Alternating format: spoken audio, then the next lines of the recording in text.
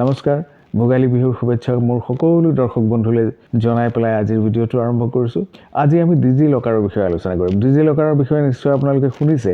বা বহুতে জানে, কিন্তু ডিজিলকাৰ কেতিয়া ক'ত কি ধৰণে ব্যৱহাৰ কৰিব পাৰি বা আইনৰ দৃষ্টিৰ পৰা বা গভৰ্ণমেণ্ট সাৰ্কুলাৰ গভৰ্ণমেণ্ট নটিফিকেশ্যনৰ ক'ত কি কেনে ধৰণে কৈছে এই গোটেই বিষয়খিনি অকমান আলোচনা কৰাৰ চেষ্টা কৰিছোঁ। কাৰণ বহু ক্ষেত্ৰত আমি লক্ষ্য কৰিছোঁ আমাক বহুজনে কৈছে যে ডিজিলকাৰৰ ডকুমেণ্ট কিছু ক্ষেত্ৰত প্ৰডিউচ কৰিলে তেওঁলোকে মানি ল'ব নিবিচাৰে, কিন্তু এই ক্ষেত্ৰত আপোনালোকে গভৰ্ণমেণ্ট সাৰ্কুলাৰ বা গভৰ্ণমেণ্ট নটিফিকেশ্যনছত কেতিয়া ক'ত কি ধৰণে ডিজিলকাৰ্ছৰ ডকুমেণ্ট মান্যতাৰে সৈতে ব্যৱহাৰ কৰিব পাৰি সেই বিষয়ে আজি অকমান আলোচনা কৰিম। আহক আজিৰ ভিডিঅ'টো আৰম্ভ কৰোঁ। মই ডিব্ৰুগড় এডভোকেট গুৱাহাটী হাইকোৰ্ট আৰু আপোনালোকে চাই আছে লগুৰু আছাম, অসমৰ একমাত্ৰ বিনামূলীয়া ডিজিটেল লিগেল এডভাইজাৰ। ডিজিলকাৰ বুলি পেলাই যিটো এপ্লিকেশ্যন সেইটো ভাৰত চৰকাৰে নৰেন্দ্ৰ মোদী গভৰ্ণমেণ্টে 2015 চনৰ 1 জুলাইত আৰম্ভ কৰিছিল। প্ৰথমতে 100 MB আছিল আৰু তাৰপিছত সম্প্ৰতি সেইটো 1 GB লৈকে এক্সটেনশ্যন কৰা হৈছে। আৰু ডিজিলকাৰ বুলি পেলাই এই ডিজিটেল লকাৰ এইটোৰ উদ্দেশ্যটো এটাই যে পেপাৰলেছলি আৰু কোনো কাগজ আপোনাৰ সৈতে নোলোৱাকৈ আপুনি আপোনাৰ মোবাইলৰ এপ্লিকেশ্যনছত আপোনাৰ প্ৰয়োজনীয় ডকুমেণ্টখিনি থ'ব পাৰে আৰু সেইসমূহ আইনৰ দৃষ্টিৰে বৈধ ডকুমেণ্ট বুলি পেলাই গণ্য কৰাবৰ কাৰণেহে এই ব্যৱস্থাটো আৰম্ভ কৰিছে মোদী গভৰ্ণমেণ্টে। এতিয়া প্ৰশ্ন হৈছে যে ডিজিলকাৰ ক'ত কেনেকৈ কি দৰে ব্যৱহাৰ কৰিব পাৰি, সেই ডকুমেণ্টসমূহ প্ৰতিটো চৰকাৰী প্ৰতিষ্ঠানেই মানি ল'বনে নাই সেই বিষয়ে আমি আলোচনা কৰিম। লগতে সুপ্ৰিম কোৰ্টে এই বিষয়ে কি কৈছে সেই বিষয়ে আমি অকণমান জনাৰ চেষ্টা কৰিম। ডিজিলকাৰত থকা আপোনাৰ ডকুমেণ্টসমূহ যেনেকৈ আপোনাৰ নিজৰ আইডি প্ৰুফ, ভোটাৰ আইডি ইত্যাদি এইসমূহ আপুনি ডিজিলকাৰত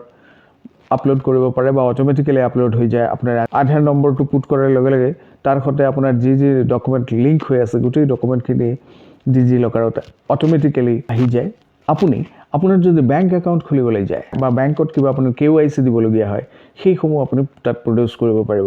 তেতিয়া যদি বেংক মেনেজাৰে বা বেংক অথৰিটিয়ে কয় যে এইবিলাকটো নহ'ব, আপুনি হাৰ্ড কপি আনিব লাগিব, তেতিয়া আপুনি ক'ব পাৰিব যে 2020 চনৰ 9 জানুৱাৰী তাৰিখে যিখন RBI চাৰ্কুলাৰ ইছ্যু কৰিছিল, RBI নটিফিকেশ্যন ইছ্যু কৰিছিলে, RBI অৰ্থাৎ ৰিজাৰ্ভ বেংক অফ ইণ্ডিয়াই স্পেচিফিকেলি কৈছে যে বেংকসমূহে ৰিজাৰ্ভ বেংক অফ ইণ্ডিয়াৰ আণ্ডাৰত থকা সমূহ বেংকে সেয়া নেশ্যনেলাইজড হওক, নন নেশ্যনেলাইজড হওক, প্ৰাইভেট বেংক হওক, সবেই এই ডিজিটেল লকাৰত থকা অৰ্থাৎ ডিজিলকাৰত থকা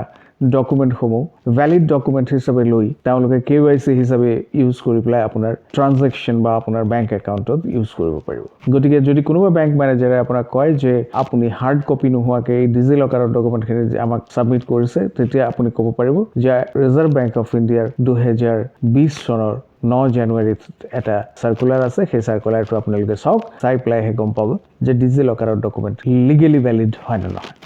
দ্বিতীয়তে আপুনি আপোনাৰ এডুকেশ্যনেল চাৰ্টিফিকেটসমূহো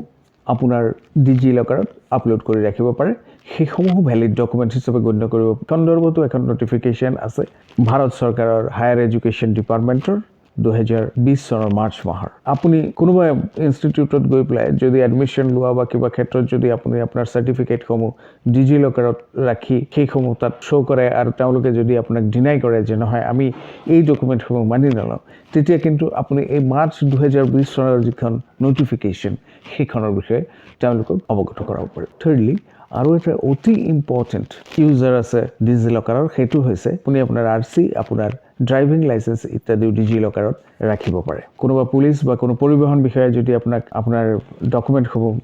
বিচাৰে আৰু সেই সময়ত যদি আপুনি আপোনাৰ মোবাইলত থকা সেই ডিজিলকাৰৰ এপটো খুলি পেলাই তেওঁলোকক দেখুৱায়, তেওঁলোক কিন্তু সেয়া ভেলিড ডকুমেণ্ট হিচাপে মানিবলৈ বাধ্য।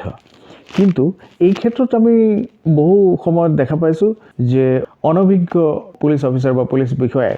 সেই ডিজিলকাৰৰ সেই ডকুমেণ্টসমূহ মানি ল'ব নিবিচাৰে। তেওঁলোকে ক'ব বিচাৰে নহয় আপোনালোকে হাৰ্ড কপি দেখুৱাওক, কিন্তু সেইটো আচলতে কথা নহয়। পৰিবহণ বিভাগৰেই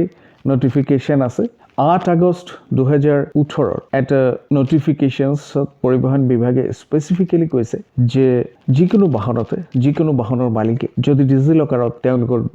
গাড়ীৰ RC, ড্ৰাইভিং লাইচেন্স ইত্যাদিৰ কপি যদি সুন্দৰকৈ ৰাখে, ইঞ্চুৰেঞ্চৰ কপি যদি ৰাখে, তেন্তে সেইসমূহৰ আৰু কোনো হাৰ্ড কপিৰ প্ৰয়োজন নাই, সেয়ে বৈধ বুলি পেলাই গণ্য কৰা হ'ব। গতিকে কোনোবা পুলিচ অফিচাৰে যদি আপোনাক কেতিয়াবা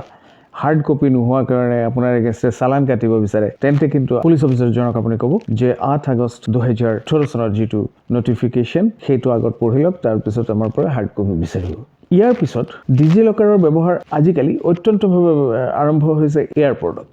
আপুনি যদি কোনোবা এয়াৰপৰ্টত যায় আপোনাৰ কোনো আইডি প্ৰুফৰ হাৰ্ড কপি ৰখাৰ প্ৰয়োজন নাই আপুনি আপোনাৰ ডিজিলকাৰতে ফটো আইডি কাৰ্ড আপোনাৰ থাকিবই যেনেকৈ voter card passport PAN card ইত্যাদিৰ কপি আপোনাৰ ডিজিলকাৰত যদি থাকে আৰু সেইটো যেতিয়া আপুনি আপোনাৰ চেক ইনৰ সময়ত আপুনি যেতিয়া শ্ব' কৰিব তেতিয়া তেওঁলোকেও সেইটো মানিবলৈ বাধ্য আৰু এই ক্ষেত্ৰত 27/9/2018 চনৰ চিভিল এভিয়েশ্যন ডিপাৰ্টমেণ্ট ভাৰত চৰকাৰৰ এখন নটিফিকেশ্যন আছে আৰু সেই নটিফিকেশ্যনখনত স্পেচিফিকেলি কোৱা হৈছে যে ডিজিলকাৰত থকা যিসমূহ ডকুমেণ্ট সেইসমূহক ডিজিলকাৰত থকা যিসমূহ ডকুমেণ্ট সেইসমূহ ভেলিড আইডি প্ৰুফ হিচাপে গণ্য কৰিব পাৰিব এয়াৰপৰ্টত ইয়াৰ পিছত আপুনি যদি ৰেলত যাত্ৰা কৰে আৰু ৰেলত যাত্ৰা কৰাৰ সময়ত আপোনাৰ যেতিয়া আইডি প্ৰুফ বিচৰা হয় ৰেলৱে অথৰিটিয়ে যেতিয়া আপোনাৰ আইডি প্ৰুফ বিচাৰে তেতিয়া আপুনি ডিজিলকাৰ ইউজ কৰিব পাৰে ডিজিলকাৰত থকা ডকুমেণ্ট প্ৰদৰ্শন কৰিব পাৰে আৰু ৰেলৱেৰ টিচি অৰ্থাৎ টিকেট চেকাৰে যদি আপোনাক সেই সময়ত কয় যে নহয় ডিজিলকাৰৰ ডকুমেণ্ট আপোনাৰ নহ'ব তেন্তে আপুনি সেই সময়ত ক'ব যে 28 জুন 2018 চনত ভাৰতীয় ৰেল বিভাগে যিখন নটিফিকেশ্যন দিছে তাত স্পেচিফিকেলি কৈছে যে ডিজিলকাৰৰ যিসমূহ ডকুমেণ্ট সেইসমূহ ভেলিড আইডি প্ৰুফ হিচাপে ৰেল বিভাগে মানিবলৈ বাধ্য গতিকে সেই ক্ষেত্ৰত আপোনাক আৰু কোনো হাৰাশাস্তি কৰিব নোৱাৰে যে আপোনাৰ ওচৰত হাৰ্ড কপি নাই আপুনি কিয় হাৰ্ড কপি অনা নাই ইত্যাদি ইত্যাদি গতিকে ডিজিলকাৰৰ বিষয়ে আমি যি আলোচনা কৰিলোঁ ইয়াতকেও ডিজিলকাৰৰ পৰিসৰ যথেষ্ট বেছি আমি যদি গোটেই নটিফিকেশ্যনছখিনি আলোচনা কৰিবলৈ যাওঁ বিভিন্ন প্ৰতিটো ডিপাৰ্টমেণ্টত এতিয়া ভাৰত চৰকাৰে ডিজিলকাৰটোক আইনৰ দৃষ্টিৰে মান্যতা দিছে যে ডিজিলকাৰত থকা ডকুমেণ্টসমূহ ইউজফুল ডকুমেণ্ট হ'ব আৰু এই ডিজিটেল ফৰ্মৰ ডকুমেণ্টক কেতিয়াও ডিনাই কৰিব নোৱাৰে অৰ্থাৎ চৰকাৰে এটা কথাৰ ওপৰত খুব জোৰ দি আছে যে পেপাৰলেছ এক্টিভিটিছ আমি দেখিছোঁ অফিচসমূহতো সম্প্ৰতি কাগজৰ ব্যৱহাৰ যথেষ্টখিনি কমাই দিয়া হৈছে আৰু সেই উদ্দেশ্য ৰাখি পৰিৱেশ প্ৰদূষণৰ পৰা হাত সাৰিবৰ কাৰণে এই ডিজিলকাৰৰ ব্যৱস্থাটো আৰম্ভ কৰা হৈছে কিন্তু বহু সময়ত আমি অনাহকত হাৰাশাস্তি পাবলগীয়া হয় সেই সময়ত যাতে আপোনালোকে কোনো হাৰাশাস্তি নাপায় বা এই নটিফিকেশ্যনছৰ কথা মই আজি যি উল্লেখ কৰিছোঁ এইসমূহৰ ডিটেইলছ ভিডিঅ'ৰ ডেছক্ৰিপশ্যনত দিছোঁ সেইসমূহৰ কপি আপোনালোকে যদি ডাউনলোড কৰিলে তেন্তে যথেষ্ট সহায় হ'ব মই গোটেই ডিপাৰ্টমেণ্টেল নটিফিকেশ্যনছখিনি নিদিওঁ যিকেইটা মই সাধাৰণতে আমাৰ লাগি থকা ডিপাৰ্টমেণ্টেল নটিফিকেশ্যনছ সেইখিনিহে দিছোঁ সেইখিনি আপোনালোকৰ প্ৰয়োজন হ'ব সাধাৰণ লোক হিচাপে গতিকে আশা কৰোঁ ভিডিঅ'টো আপোনালোকৰ উপকাৰত আহিব আৰু যদি ভিডিঅ'টো ভাল লাগে আমাক লাইক এটা দি ভিডিঅ'টো শ্বেয়াৰ কৰিব আনৰো যাতে পায় আনৰো যাতে উপকাৰ হয় আমাৰ এই লগুৰু আছাম চেনেলটো সম্পূৰ্ণ আপোনালোকক এটা বিনামূলীয়া আইন সাহায্য প্ৰদানৰ বাবে উপস্থাপন কৰা হৈছে মই আগতো কৈছোঁ কাৰণ আইন জনাটো আপোনালোকৰ কৰ্তব্য আৰু যদি এই চেনেলটোত নতুন হয় তেন্তে ছাবস্ক্ৰাইব কৰিব আৰু বেল আইকনটো দবাই দিব আমাৰ পৰৱৰ্তী ভিডিঅ'সমূহ পোৱাৰ কাৰণে আশা কৰোঁ আগন্তুক দিনসমূহ আপোনালোকৰ ভালে কুশলে যাব আজি এই কৈয়ে মেলানি মাগিছোঁ